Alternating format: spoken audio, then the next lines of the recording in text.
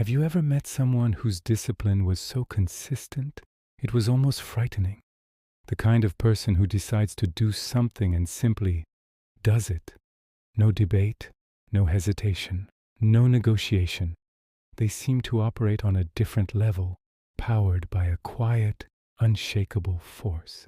What if I told you that this isn't about willpower or motivation? It's about a system, a way of thinking that makes consistency inevitable. This is the path to becoming the person who never misses, the one whose promises to themselves are unbreakable. So how do we build this frightening level of discipline? We start with a concept from Zen Buddhism, Gyōji, which means continuous practice. When you commit to a new habit, you don't just try it. You treat it as an irreversible shift in your identity. You're not the person trying to meditate. You are a meditator. This isn't a temporary promise you can break. It's a declaration of who you are now. By making this internal vow, you eliminate the option to negotiate. The decision is already made, sealed within your new identity. To lock this in, we make it public. This isn't about seeking applause, it's about raising the stakes. You state your intention with absolute clarity. Not I want to meditate more, but I will meditate for 20 minutes every morning at 5 a.m. for the next 90 days. By declaring this to others, you create social accountability. The cost of quitting is no longer just a private disappointment.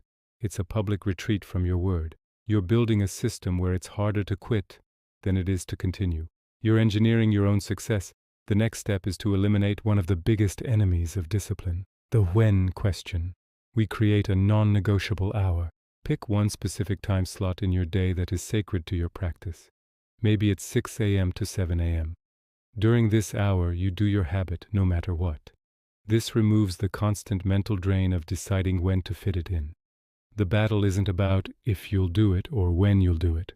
The alarm goes off, the time arrives, and you simply begin. You conserve all your mental energy for the action itself, not the decision to act. Just as we fix the when, we must also fix the what. Variety is the enemy of automation. It introduces micro-decisions that reopen the door to negotiation. Instead, create a fixed, unchanging sequence. For example, 20 push-ups followed by 10 minutes of meditation, followed by 10 minutes of reading. Every single time. The order never changes. Your mind doesn't have to ask, what's next? It already knows. This rigid structure might sound boring, but it's the key to building an automatic habit. You're creating a smooth, frictionless path for your brain to follow.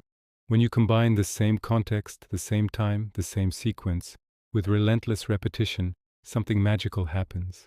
The behavior begins to shift from conscious effort to automatic control. This is the automation window.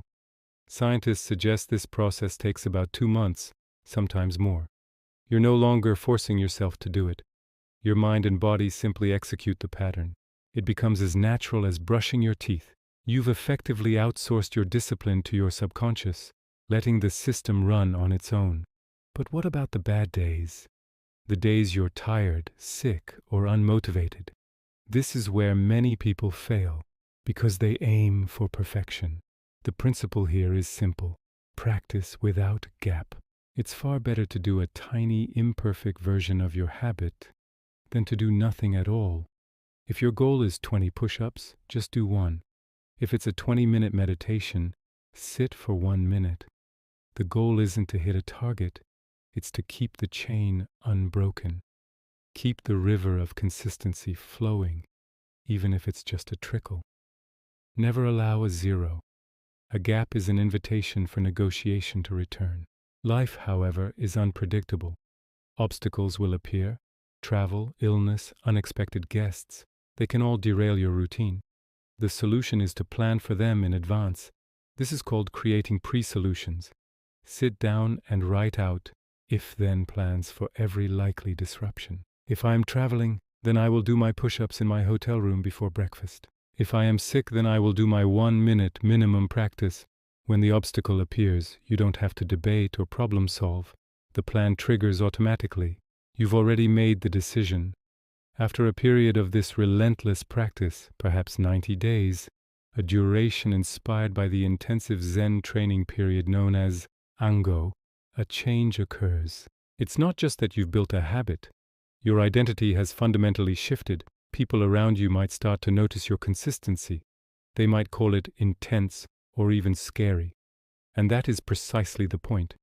You've stopped doing the habit and started being the person for whom that habit is an essential part.